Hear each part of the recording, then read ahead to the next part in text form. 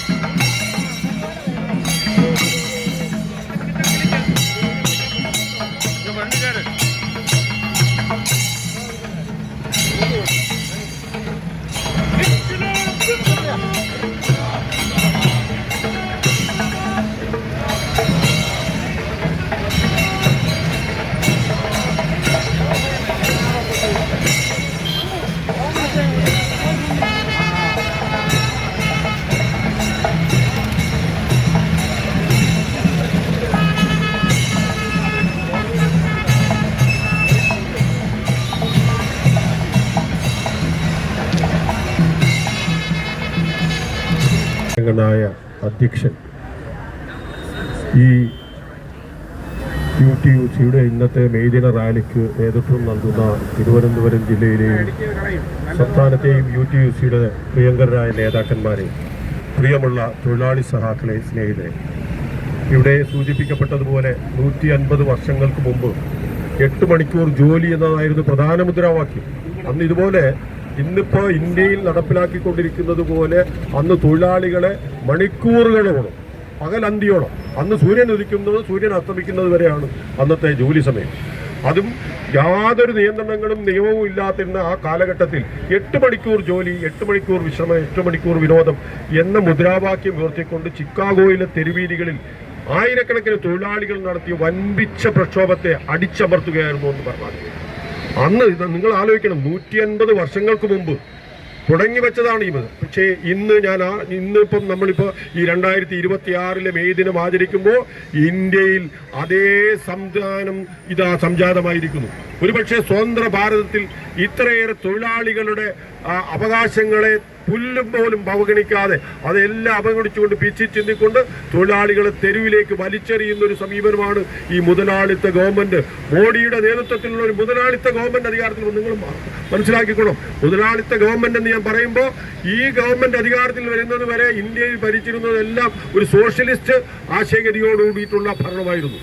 നമുക്കറിയാം, കോൺഗ്രസിന്റെ ഭരണ സംവിധാനത്തിൽ നമ്മുടെ ഭരണഘടനയിൽ തന്നെ സോഷ്യലിസ്റ്റ് റിപ്പബ്ലിക് എന്നാണ് എഴുതി ചേർത്തിരുന്നത്. സോഷ്യലിസ്റ്റ് റിപ്പബ്ലിക്കിനെ നമ്മളെ ഭരണഘടന ഭേദഗതി ചെയ്താണ്. അതോ സോഷ്യലിസ്റ്റ് ആശയങ്ങളാണ്. അവിടെ തൊഴിലാളികൾക്കും എല്ലാവർക്കും ഒരേ അവകാശങ്ങൾ, തുല്യ അവകാശം, തുല്യമായ നീതി ഉറപ്പുവരുത്തിയിരുന്ന ഒരു സോഷ്യലിസ്റ്റ് ഭരണക്രമത്തിൽ നിന്ന് ഇതൊരു മുതലാളിത്ത ഭരണക്രമത്തിലേക്ക് മാറുകയാണ്. അതാണ് ഈ വ്യത്യാസം. നിങ്ങൾ മാറണം. ഈ മോഡി വന്നപ്പോൾ നിങ്ങൾ എന്താ വ്യത്യാസം എന്ന് വെച്ചാൽ തൊഴിലാളികളെ സംബന്ധിച്ചിടത്തോളം കാതലായ മാറ്റമാണ് ഉണ്ടായിരിക്കുന്നത്. മോഡി പ്രദാനം ചെയ്യുന്നത് മുതലാളിത്ത സംവിധാനത്തെയാണ്. അതൊരു മുതലാളിത്ത രാഷ്ട്രമായി ഇന്ത്യ മാറ്റാൻ പോവുകയാണ്. ഇപ്പൊ നിങ്ങൾക്കറിയാം, കഴിഞ്ഞ 10 വർഷത്തെ ഭരണം ഇന്ത്യയിലെ മുതലാളിമാർക്ക് വേണ്ടിയിട്ടുള്ള ഭരണമാണ് നടക്കുന്നത്. അവർക്ക് വേണ്ടി ഈ തൊഴിൽ നിയമങ്ങൾ മുഴുവൻ ഭിത്തിച്ചിന്തിരിക്കുകയാണ്. നിങ്ങൾക്കറിയാമോ, 10 വർഷമായി ഇന്ത്യൻ ലേബർ കോൺഫറൻസ് കൂടിയിട്ടില്ല. ഞാൻ തൊഴിൽ വകുപ്പ് കൈകാര്യം ചെയ്തിരുന്ന ഒരു മന്ത്രിയാണ്. എല്ലാ വർഷവും നമുക്ക് സ്വാതന്ത്ര്യം കിട്ടി, ഭരണഘടന നമ്മൾ അംഗീകരിച്ചതിന് ശേഷം എല്ലാ വർഷവും ഇന്ത്യയിലെ തൊഴിലാളി വർഗത്തിന്റെ പ്രശ്നങ്ങൾ ചർച്ച ചെയ്യുന്നതിന് ഇന്ത്യൻ ലേബർ കോൺഫറൻസ് കൂടും. ഇന്ത്യയിലെ എല്ലാ സംസ്ഥാനങ്ങളിൽ നിന്നുള്ള മന്ത്രിമാർ, അവിടെ നിന്നുള്ള തൊഴിലാളി നേതാക്കന്മാർ അടക്കമെടുക്കുന്ന ഒരു ട്രൈപാർട്ടൈറ്റ് ബോഡിയുണ്ട്, ഇന്ത്യൻ ലേബർ കോൺഫറൻസ്. അത് എല്ലാ വർഷവും അതിന്റെ കോൺഫറൻസ് കൂടും. ILO, ഇന്റർനാഷണൽ ലേബർ ഓർഗനൈസേഷൻ, ലോകത്തെ മുഴുവൻ തൊഴിലാളികൾ അവരുടെ സംഘടനയാണ് ILO എന്ന് പറയുന്നത്. ഇന്റർനാഷണൽ ലേബർ ഓർഗനൈസേഷൻ ILO അംഗീകരിച്ചിട്ടുള്ള കുറെ തത്വങ്ങളുണ്ട്, 110% നിയമങ്ങളുണ്ട്. അത് എല്ലാ രാജ്യങ്ങളും, അത് അംഗീകരിക്കുന്ന എല്ലാ രാജ്യങ്ങളും, ഇന്ത്യ അത് അംഗീകരിച്ചിട്ടുള്ള രാജ്യമാണ്. ILO പ്രദാനം ചെയ്യുന്ന ഈ നിയമങ്ങളെല്ലാം ILO അംഗീകരിക്കണം. ഇന്ത്യയിൽ പാസ്സാക്കുന്ന എല്ലാ നിയമങ്ങളും ILOയുടെ നിയമപരിധിക്കകത്തുണ്ടായിരിക്കണമെന്നാണ് കാഴ്ചപ്പാട്. പക്ഷേ നിങ്ങൾക്കറിയാമോ, ഈ മോഡിയുടെ ഗവൺമെന്റ് അധികാരത്തിൽ വന്നതിന് ശേഷം ഇതുവരെ ILO കോൺഫറൻസിൽ ഇന്ത്യ പങ്കെടുത്തിട്ടില്ല. ഇതെല്ലാം ചൂണ്ടിക്കാണി മുതലാളികൾക്ക് വേണ്ടിയിട്ടുള്ള ഭരണമാണ്, മുതലാളിത്ത രാഷ്ട്രമാക്കി മാറ്റിക്കൊണ്ടിരിക്കുകയാണ്. അതാണ് ആദ്യമായി ഡോക്ടർ ബിന്നി സാറിനെ ക്ഷണിക്കുന്നു.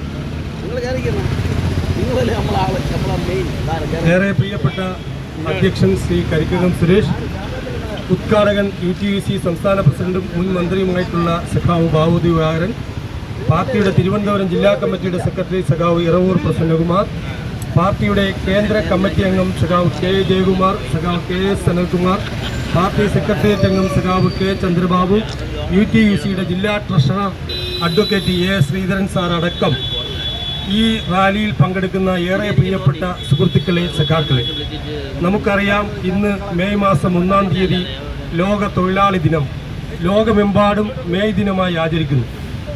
1886 അമേരിക്കയിലെ ഷിക്കാഗോയിൽ മെയ് 1 ആരംഭിച്ച തൊഴിലാളി സമരം കേവലം 2 ദിവസങ്ങൾ പിന്നിട്ടപ്പോൾ മെയ് 4 ഭീകരമായ ആക്രമണത്തിൽ നിരവധി തൊഴിലാളികൾ കൊല്ലപ്പെട്ടു. അതിൻ്റെ ആദരസൂചകമായി അന്നു മുതൽ ലോകമെമ്പാടും ഈ സമരം ആരംഭിച്ച മെയ് 1 തൊഴിലാളി ദിനമായി, മെയ് ദിനമായി ആചരിക്കുന്നു. നമുക്കറിയാം, 8 മണിക്കൂർ കൂലി, 8 മണിക്കൂർ വിശ്രമം, 8 മണിക്കൂർ വിനോദം. ആൽഫ്രഡ് റോവൻ മുന്നോട്ട് വെച്ച മുദ്രാവാക്യം 1815 ഇംഗ്ലണ്ടിൽ മുന്നോട്ട് വെച്ച മുദ്രാവാക്യം ഇന്ന് ലോകമെമ്പാടും പ്രചരിക്കുന്നു, അതിന് ശക്തി ആർജിക്കുന്നു. ഇപ്രകാരം പ്രചരിപ്പിക്കുമ്പോൾ തന്നെ നമ്മുടെ ശാസ്ത്രത്തിൻ്റെ വികാസവും ഭരണാധികാരികളുടെ അമിതമായ തൊഴിലാളികളുടെ മേലുള്ള കൈകടത്തലുകളുടെയും ഫലമായി സാങ്കേതിക വിദ്യ പുരോഗമിക്കുമ്പോൾ നാം കാണുന്നത് 8 മണിക്കൂർ ജോലി എന്നത് 12 മണിക്കൂറായി മാറുന്നു എന്ന് മാത്രമല്ല, വീട്ടിൽ ചെന്നാൽ പോലും വിശ്രമമില്ലാത്ത അവസ്ഥയിലോട്ട് ഇന്ന് തൊഴിലാളികൾ ചെന്നെത്തപ്പെടുന്നു. ഇവിടെയാണ് മെയ് ദിനം എന്ന് പറയുന്നത് ആഘോഷിക്കേണ്ടതല്ല, മറിച്ച് 1886 മെയ് മാസം 4-ാം തീയതി ഉണ്ടായ ദുരാചരണത്തെ ആചരിക്കുകയല്ല, ഓർമ്മപ്പെടുത്തുകയാണ് ചെയ്യുന്നത്. അതിനോടനുബന്ധിച്ച് നടക്കുന്ന ഈ പരിപാടിക്കും ഒക്കെ നേതൃത്വം നൽകുന്ന, അധ്യക്ഷത വഹിക്കുന്ന UTUCയുടെ ജില്ലാ പ്രസിഡന്റ് കരിക്കകം സുരേഷ്, സെക്രട്ടറി സഖാവ് K. ബിന്നി, ഈ പരിപാടി മുൻ വർഷങ്ങളിലെ പോലെ തന്നെ ഇവിടെ പങ്കെടുത്ത് ഇതിൻ്റെ ഉദ്ഘാടന കർമ്മം നിർവഹിച്ച പ്രിയങ്കരനായ പാർട്ടി കേന്ദ്ര സെക്രട്ടേറിയറ്റ് അംഗം സഖാവ് ബാബു ദിവാകരൻ അടക്കമുള്ള നേതാക്കന്മാരെ, സഖാക്കളെ, സുഹൃത്തുക്കൾ, മെയ് ദിനത്തിൻ്റെ പ്രാധാന്യത്തെക്കുറിച്ച് ഇവിടെ വളരെ വിശദമായി സംസാരിച്ചു. ഞാൻ അത്തരം കാര്യങ്ങൾ ആവർത്തിക്കുന്നു. മെയ് ദിനം എന്ന് പറയുന്നത് അവഗണിക്കപ്പെട്ട, അല്ലെങ്കിൽ മതിയായ വേതനം ലഭിക്കാത്ത, അംഗീകാരം ലഭിക്കാത്ത ഒരു വിഭാഗം ആളുകൾ നടത്തിയിട്ടുള്ള